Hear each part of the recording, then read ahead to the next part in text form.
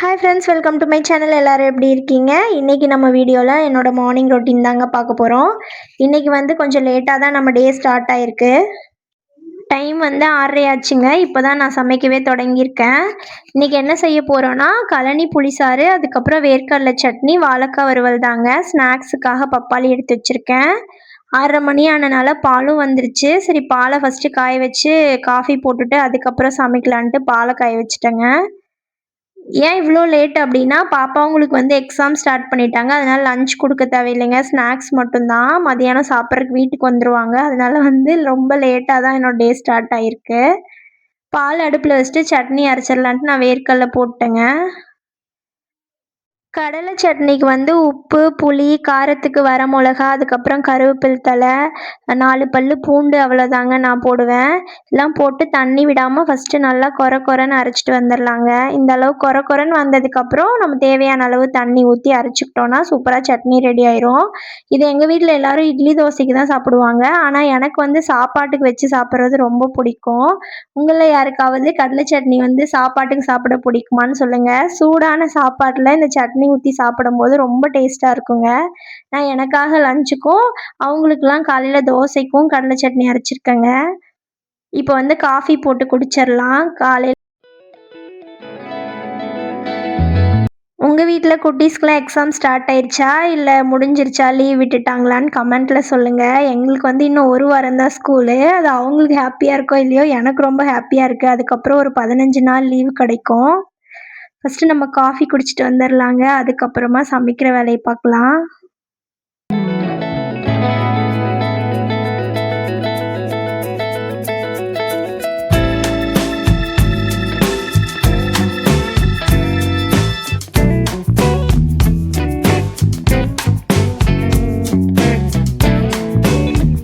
Coffee குடிச்சாச்சுங்க. இப்போ வந்து நம்ம கழனி புளிசாறு வைக்கிறதுக்காக அந்த அரிசி கழுவுன தண்ணி எடுத்துக்கலாம். இது வந்து ஃபஸ்ட்டே நான் 2 தடவை அரிசியை கழுவிட்டு அதுக்கப்புறம் ஊற வச்சு தாங்க இந்த தண்ணி கழுவி எடுத்திருக்கேன். ஃபஸ்ட்டே நம்ம அந்த தண்ணி எடுத்தோன்னா அது கொஞ்சம் அழுக்கா இருக்கும். 2 தடவை கழுவி கீழே ஊற்றிட்டு அதுக்கப்புறம் ஊற வச்சு அரிசியிலேருந்து அந்த தண்ணி எடுக்கிறப்ப தண்ணி கொஞ்சம் சுத்தமாக இருக்குங்க. நல்லா தேய்ச்சி விட்டு அந்த தண்ணி எடுத்துக்கலாம். இது உங்கள எத்தனை பேருக்கு தெரியும்னு எனக்கு தெரியல. எனக்கு வந்து கொஞ்ச நாளா தான் இது தெரியும். அதுக்கு முன்னாடிலாம் நான் இது செஞ்சதில்ல. ஆனா ஒரு டைம் செஞ்சதுலேருந்து எனக்கு இந்த டேஸ்ட் புடிச்சிருக்குன்னு சொல்லிட்டு நான் செய்ய ஆரம்பிச்சுட்டேன். எங்க வீட்ல வந்து எங்க வீட்டுக்காரோட அண்ணி தாங்க இத செய்வாங்க. ஒரு டைம் சாப்பிட்டு பார்த்ததுலேருந்தே எனக்கு டேஸ்ட் புடிச்சிருச்சு. அதனால நானும் அடிக்கடி செய்ய ஆரம்பிச்சுட்டேங்க. இப்ப நம்ம சாப்பாட வச்சு விட்டுறலாம். சாப்பாட்ட வச்சுட்டு நம்ம அந்த இது ரெடி பண்ணிக்கலாம். அந்த கேப்லயே நான் வந்து பாப்பாங்களுக்கு ஸ்நாக்ஸ் போட்டு குடுத்துட்டேங்க. வெறும் பப்பாளி மட்டும் தான் போட்டிருக்கேன். ஏன்னா 11 மணிக்கெல்லாம் வீட்டுக்கு வந்துருவாங்கங்க. அதனால வெறும் பழம் மட்டும் குடுத்து விட்டாச்சு.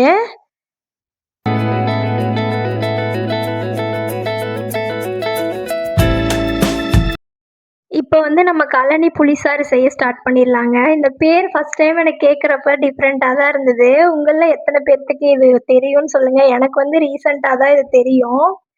இப்ப இதுக்கு வந்து நம்ம அரிசி கழுவி எடுத்து வச்சிருக்கோம் இல்லைங்களா, அந்த தண்ணி கூடயே ஒரு சின்ன லெமன் சைஸ் புளிய வந்து கரைச்சு ஊத்திக்கலாங்க, நம்ம புளிப்புக்கு தேவையான அளவுக்கு. இது தனியா குடிச்சு பார்க்குறப்போ ஒரு மாதிரி இருக்கும். ஆனா சாப்பாடோட சேர்ந்து சாப்பிட்டு பாருங்க, உண்மையிலேயே சூப்பரா இருக்கும். உங்களுக்கு வேற எதுவுமே தேவையில்ல. இத மட்டுமே சாப்பிட்டாலே ஒரு ஃபில்லிங்கான ஒரு ஃபீல் குடுக்கும். அந்த அளவுக்கு டேஸ்ட் நல்லா இருந்ததுங்க. நல்லா புளிய கரைச்சு அந்த தண்ணியிலேயே கலந்துக்கலாங்க. அது கூடவே வந்து நம்ம தேவையான அளவு உப்பு, அதுக்கப்புறம் பெருங்காயத்தூள் சேர்த்து வச்சிடலாங்க. இத நல்லா கலந்து வச்சுட்டு நம்ம அப்படியே தாளிச்சு விட்டுறலாம். இதுக்கு வந்து சின்ன வெங்காயம் தாங்க தேவைப்படுது. ஒரு கடாயில எண்ணெய் ஊத்திட்டு, 1/2 ஸ்பூன் கடுகு, அதுக்கப்புறம் 1/2 ஸ்பூன் சீரகம் போட்டுட்டு, ஒரு 1/4 ஸ்பூன் வெந்தயம் போட்டுக்கலாங்க. அந்த வெந்தயத்தோட வாசனை வந்து நல்லா இருக்கிற மாரி இருந்தது. இது நல்லா பொரிஞ்சதுக்கப்புறம் நம்ம ஒரு 2 கைப்பிடி அளவுக்கு சின்ன வெங்காயம் சேர்த்துக்கலாங்க. சின்ன வெங்காயம் எவ்வளோ சேர்க்குறோமோ அந்த அளவுக்கு டேஸ்ட் நல்லா இருக்குது. அதுக்கப்புறம் காரத்துக்கு வந்து கொஞ்சம் ஜாஸ்தியாவே வரமிளகா சேர்த்துக்கலாம். கொஞ்சம் கருவேப்பிலை தழை போட்டுக்கோங்க. வரமிளகா வந்து கொஞ்சம் நெறைய சேர்த்துக்கோங்க. கொஞ்சம் சுருக்குன்னு இருந்ததுன்னா இந்த ரசம் வந்து நல்லாயிருக்கு. இது ரசம்னு தெரில. ஆனா நான் வந்து ரசம்னு இதுக்கு பேர் வச்சிருக்கேன். அதுக்கப்புறம் கொஞ்சம் மஞ்சத்தூள் போட்டுக்கலாங்க. அது கூடவே நம்ம கரைச்சி வச்சிருக்க புளி தண்ணிய சேர்த்துறலாங்க.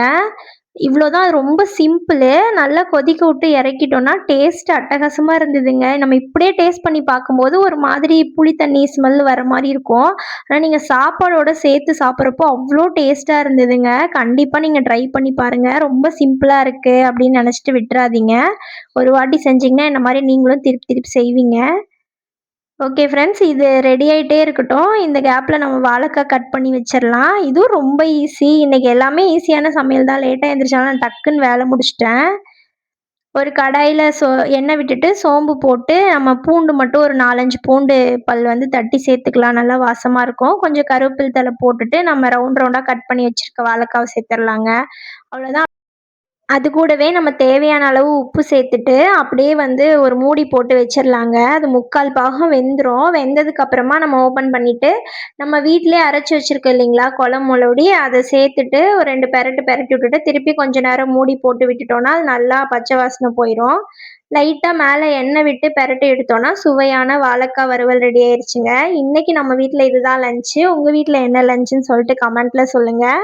இந்த மாதிரி ஈஸியான ரெசிபீஸ் வேணும்னா மறக்காம நம்ம சேனலை ஃபாலோ பண்ணிக்கோங்க. ரொம்ப ஈஸியா இருக்கு. அதனால ஹெல்தியா இருக்காது அப்படின்னு நினைக்காதீங்க. ஈஸியாவும் இருக்கும். சூப்பரா ஹெல்தியாவும் இருக்குங்க. கண்டிப்பா நம்ம சேனலை சப்ஸ்கிரைப் பண்ணிக்கோங்க. இந்த வீடியோ உங்களுக்கு பிடிச்சிருந்ததுன்னா லைக் பண்ணி ஷேர் பண்ணிக்கோங்க. நாளைக்கு இன்னொரு வீடியோல பார்க்கலாம். Thank you.